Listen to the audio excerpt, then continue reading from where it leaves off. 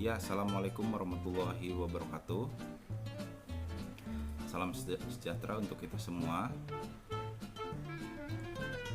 Dalam kesempatan kali ini, saya akan sedikit menjelaskan tentang modal ventura. Tapi sebelum ke materi, saya akan memperkenalkan diri saya dulu. Ini mulai dari nama ya. Nama saya Gilang Prana Gusti. Nomor induk mahasiswa saya 180210007. Saya semester 6, Prodi Manajemen Fakultas Ekonomi dan Bisnis di Universitas Pancasakti. Mata kuliah Pasar Uang dan Modal. Dosen pengampunya yaitu Hendro Nugroho MM. Nah, saya di sini tadi saya bilang ya, akan menjelaskan sedikit tentang modal ventura, dimulai dari pengertiannya. Nah, modal ventura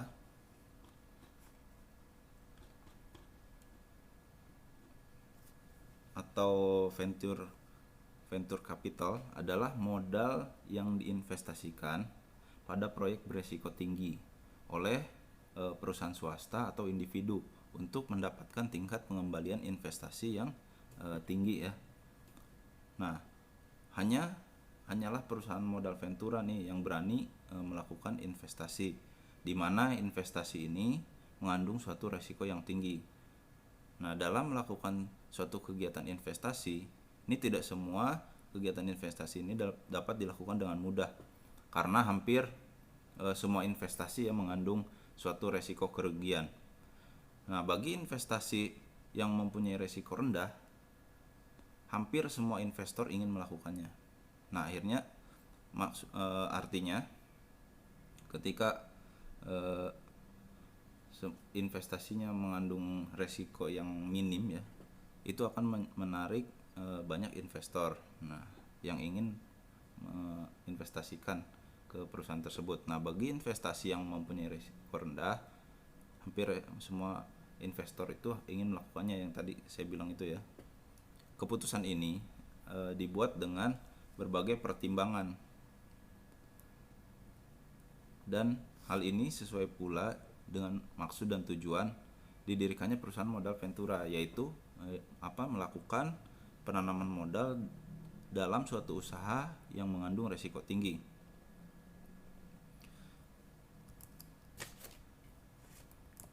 Nah, pengertian perusahaan modal ventura itu dasarnya ada di keputusan Presiden ya, nomor 61 tahun 1998, yaitu badan usaha yang melakukan suatu pembiayaan dalam bentuk penyertaan modal ke dalam suatu perusahaan yang menerima bantuan pembiayaan. Nih, dan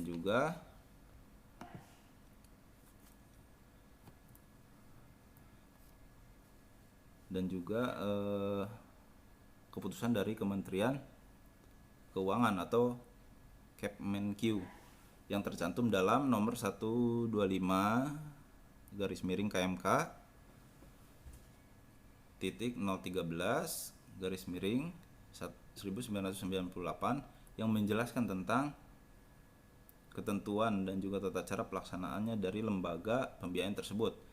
Nah, dengan menggunakan dua peraturan tersebut bisa dijadikan sebagai awal sejarah nih bagi pendirian dana ventura di Indonesia ini. Nah, tapi tidak hanya cukup sampai di situ saja, dan dari dana modal ventura ini juga dijelaskan ke dalam peraturan perundang-undangan yang sifatnya perdata maupun hukum politik. Nah, bagaimana sejarah modal ventura? Nah, modal ventura ini ditemukan oleh seseorang di Amerika Serikat sebagai awal mulanya, yaitu lembah silikon telah menjadi tidak hanya keinginan global ya, namun juga mendikte kesejahteraan perekonomian secara regional. Nah, investasi modal ventura sudah umum di Amerika Serikat dan menyebar dengan cepat ke Eropa. Di kedua tempat tersebut, investasi ini telah dianggap sebagai contoh penyebab, yaitu dari awal kemajuannya teknologi dan kekuatan ekonomi tentunya ya. Perusahaan Eropa telah mengumpulkan dana Ventura lebih dari 2 kali lipat dari tahun 1996, sehingga 1998 hingga mencapai 22 juta dolar Amerika. Walaupun jumlah ini tidak signifikan dibandingkan Amerika Serikat, hampir seluruh investasi di bidang teknologi tinggi pada tahun 1998 ditangani oleh perusahaan Jerman. Nevermark, bukan di Wall Street ya, atau lembah silikon. Nah, Inggris, Irlandia, Belgia, dan Belanda memperoleh kemakmuran melalui modal Ventura ini. Setiap negara juga memiliki faktor kunci yang membuat aktivitas seperti itu memungkinkan perekonomian stabil, terbuka, dan sistem bursa sahamnya terlegitimasi. Nah, perusahaan modal Ventura terselamatkan yaitu dari resiko terkecuali harus memutuskan untuk apakah saham perusahaan klien sudah cukup layak untuk dijual di pasar terbuka, karena mereka menginginkan akses segera kepada pembeli yang berminat dengan pembatasan seminimal mungkin. Nah, perdagangan saham yang kurang menunjukkan keterbukaan peraturan sebagaimana hampir di seluruh dunia berkembang yang umum berdasarkan kroni yang dapat menghalangi investor modal Ventura. Nah, kapitalis Ventura dalam situasi atas tidak yakin dengan harga pasar yang akan datang dengan gratis, karena mungkin mereka ya menjadi subjek dari percampuran langsung dengan organisasi keuangan lokal yang berminat menuju koneksi mereka yang baik. Nah, itu sedikit sejarahnya ya, sejarah dari modal Ventura itu. Nah, sekarang kita ke ruang lingkup kegiatannya. Nah, ruang lingkup kegiatannya yaitu kegiatan investasi ini yang dibiayai oleh modal Ventura biasanya dalam jangka waktu yang panjang dan memiliki risiko yang tinggi, artinya sebanding ya. Seperti membuat atau pengembangan usaha baru di bidang tertentu. Meskipun risiko yang dihadapi tinggi, pihak modal Ventura mengharapkan suatu keinginan yang tinggi pula dari pernyataan modalnya. Nah, berupa apa? Berupa capital gain atau dividen. Nah, perusahaan yang pembiayaannya dari modal Ventura disebut perusahaan, yaitu perusahaan pasangan usaha atau PPU atau investee company. Nah, kegiatan modal Ventura ini yaitu meliputi pertama, yaitu kegiatan yang dilakukan bersifat penyertaan langsung ke suatu perusahaan. Nah, yang kedua, penyertaan dalam perusahaan jangka panjang dan biasanya di atas 3 tahun. Selanjutnya itu bisnis yang dimasuki merupakan bisnis yang beresiko tinggi yang tadi disebutkan di awal ya. Keuntungan yang diperoleh berasal dari capital gain, dividen atau bagi hasil tergantung dari penyertaan modalnya di bidang jenis yang diinginkan. Nah, yang terakhir yaitu kegiatannya lebih banyak dilakukan dalam usaha pembentukan usaha baru atau pengembangan suatu usaha. Nah, itulah yang dilakukan oleh perusahaan modal Ventura. Selanjutnya yaitu sumber dana modal Ventura. Sumber dana modal Ventura ini terbagi dari dua ya. Yang pertama dari dalam perusahaan, yang keduanya yaitu dari luar perusahaan. Nah, dalam melakukan penyertaan modal di berbagai bidang usaha, perubahan modal Ventura harus memiliki dana yang cukup. Dana yang dibutuhkan dapat diperoleh dari berbagai sumber yang ada di berbagai tempat, yaitu diantara sumber dana modal Ventura yang dapat diperoleh dari yang tadi saya bilang, yang pertama yaitu dari dalam perusahaan. Ya, dapat diperoleh dari setoran modal dari para pemegang saham. Yang pertama. Yang kedua yaitu dapat diperoleh dari cadangan dana yang belum dipakai. Nah, yang ketiganya yaitu dari laba yang ditahan. Nah, itu yang dari dalam perusahaan ya perolehannya. Nah, sekarang dari luar perusahaan. Dari luar perusahaan yaitu yang pertama investor ya, baik perorangan maupun industri. Nah, yang keduanya itu dari pinjaman di dunia perbankan. Yang ketiganya yaitu pinjaman dari perusahaan asuransi. Selanjutnya yang terakhir yaitu pinjaman dari perusahaan dana pensiun. Nah, untuk memilih sumber dana yang tadi saya sebutkan, nah ini ada beberapa hal nih yang harus diperhatikan. Yang pertama, tentu saja itu jangka waktu pinjamannya ya. Apakah keinginannya atau yang dibutuhkannya dalam waktu pinjamannya itu panjang atau pendek. Terus yang kedua yaitu sifat pinjaman. Pinjamannya bersifat lunak atau komersil. Nah, yang ketiga yaitu suku bunga atau biaya yang dibebankan dengan membandingkan sumber lainnya. Jadi di sini jelas ya, jadi suku bunganya harus ada perbandingan dulu nih dengan sumber-sumber lainnya. Jadi kita bisa milih untuk dengan dasar suku bunga ini. Nah, yang terakhir yaitu persyaratan untuk memperoleh pinjaman. Nah, persyaratan untuk memperoleh pinjamannya itu harus diperhatikan ya, yang termasuk syarat pengembaliannya. Karena kenapa? Semakin banyak dana yang dibutuhkan, maka pencarian dana dapat dilakukan lebih agresif dari berbagai sumber dana yang ada. Nah, setiap sumber dana memiliki berbagai keuntungan dan keterbatasan sendiri. Oleh karena itu, pihak manajemen modal ventura harus benar-benar pandai untuk memilih sumber dana mana nih yang paling menguntungkan. Itu ya mengenai sumber dana tadi modal ventura. Nah, yang selanjutnya yaitu jenis pembiayaan modal ventura. Jenis dan pembiayaan modal ventura itu ada 4, yaitu pertama equity financing, semi equity finansial, mendirikan perusahaan baru, dan bagi hasil. Nah, kita mulai dari yang pertama dulu, yaitu equity financing. Nah, tapi sebelum itu berdasarkan apa yang telah dijelaskan sebelumnya, nah dari berbagai jenis pembiayaan modal ventura tadi saya kelompokkan menjadi 4 ya. Yang pertama equity financing, yaitu merupakan jenis pembiayaan langsung. Nah, dalam hal ini perusahaan modal ventura melakukan penyertaan langsung kepada perusahaan pasangan usaha atau PPU.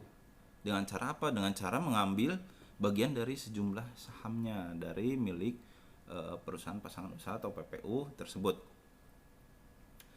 Yang kedua yaitu semi equity finansial, yaitu merupakan pembiayaan dengan membeli obligasi konversi yang diterbitkan oleh perusahaan pasangan usaha atau yang tadi disebutkan PPU itu.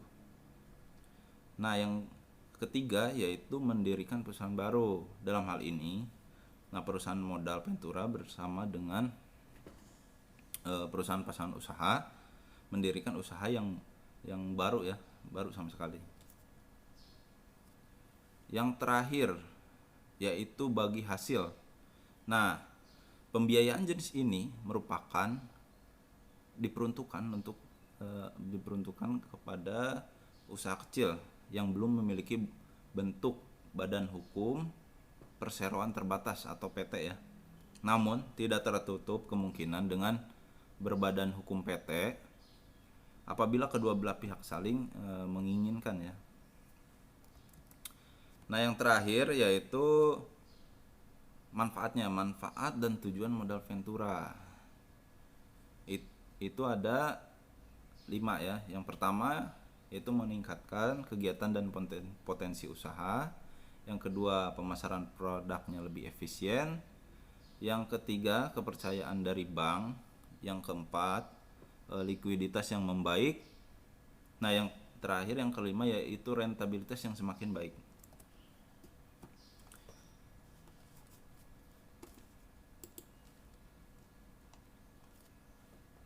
Nah, satu-satu saya jelaskan ya. Nah, banyak sekali ini manfaat dari modal atau dana ventura ini yang belum banyak diketahui, padahal pendanaan atau pembiayaan ini sangat bermanfaat sekali untuk perusahaan rintisan ya. Artinya yang tahapnya masih baru lah. Berikut ini yaitu yang tadi ya manfaatnya, yaitu tadi dapat meningkatkan kegiatan dan potensi usaha. Nah, manfaat yang pertama bisa meningkatkan kegiatan dan juga potensi usaha. Perusahaan modal atau dana ventura ini tidak hanya berperan sebagai investor, namun mereka juga ikut terlibat dalam manajemen dan menjadikan perusahaan yang diberikan dana tersebut sebagai partnernya ya. Nah, perusahaan yang menjadi partner ini biasanya usaha kecil atau rintisan yang membutuhkan modal dan dana yang besar untuk bisa meningkatkan usahanya. Nah, investor dana ventura akan menjadi rekan yang membantu dalam pengembangan produk, pengembangan idenya maupun bisnis. Bagaimana cara bisnis itu supaya menjadi lebih besar lagi. Nah, oleh sebab itu bisa dipastikan bahwa dengan adanya keterlibatan dari pemberi dana ventura ini, kegiatan dan potensi usahanya akan lebih jauh meningkat. Nah, itu harapannya. Oke, yang kedua yaitu pemasaran produk yang lebih efisien. Pada perusahaan kecil atau UMKM ya, pemasarannya tidak akan maksimal. Namun berkat dana ventura, kredibilitas perusahaan ini akan menjadi meningkat. Kemudian bagi UMKM produksinya akan menjadi lebih besar lagi, sehingga dengan produk yang melimpah pemasarannya itu akan lebih maksimal dan lebih mudah. Ini lebih ke pengembangannya. Nah, yang ketiganya yaitu dapat kepercayaan dari bank nih. Nah, perusahaan rintisan akan sulit mendapatkan kepercayaan dari bank karena manajemennya masih belum efektif dan juga stabil tentunya ya. Bank juga tidak mau mengambil resiko jika perusahaan tersebut tidak mampu membayar hutang atau cicilannya dikarenakan mengalami kebangkrutan. Nah, bank tuh tidak mau mengambil resiko ke situ ya, bangkrut atau tidak jalannya usaha tersebut. Nah, ya karena perusahaan kecil belum stabil ya hitungannya. Jadi bank akan lepas tangan nih setelah memberikan pinjaman, sehingga apapun yang terjadi pada perusahaan tersebut bank tidak akan mau ikut campur gitu, karena tidak dilibatkan dalam manajemennya. Nah, berbeda dengan dana ventura, yang mana akan terlibat dalam manajemen, sehingga ketika ada masalah yang mereka hadapi ini akan ikut membantu dan memecahkannya. Nah, dengan tergabung dalam dana ventura ini, nilai plus yang akan didapatkan perusahaan akan mendapatkan kepercayaan dari bank dan juga berperan sebagai pemberian modal usaha. Nah, selanjutnya yaitu likuiditas yang membaik. Perusahaan rintisan yang akan mendapatkan dana modal ventura ini tidak harus membayar beban bunga dan angsuran hutang. Dengan hal tersebut, maka penambahan modal bisa secara langsung digunakan secara likuiditas perusahaan tersebut, yaitu akan meningkat ya. Yang terakhir yaitu rentabilitas yang semakin baik.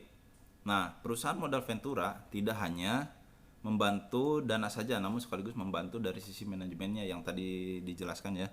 Dengan begitu, biaya pemasaran dan juga biaya produksinya bisa diminimalisir nih dengan baik, sehingga kemampuan bagi perusahaan untuk bisa mendapatkan keuntungan atau rentabilitas bagi perusahaan itu semakin meningkat. Nah, mungkin hanya sekian sedikit penjelasan ya. Semoga bermanfaat nih bagi teman-teman yang melihat video ini. Atas segala kekurangannya saya mohon maaf ya. Billahi taufik wal hidayah. Wassalamualaikum warahmatullahi wabarakatuh.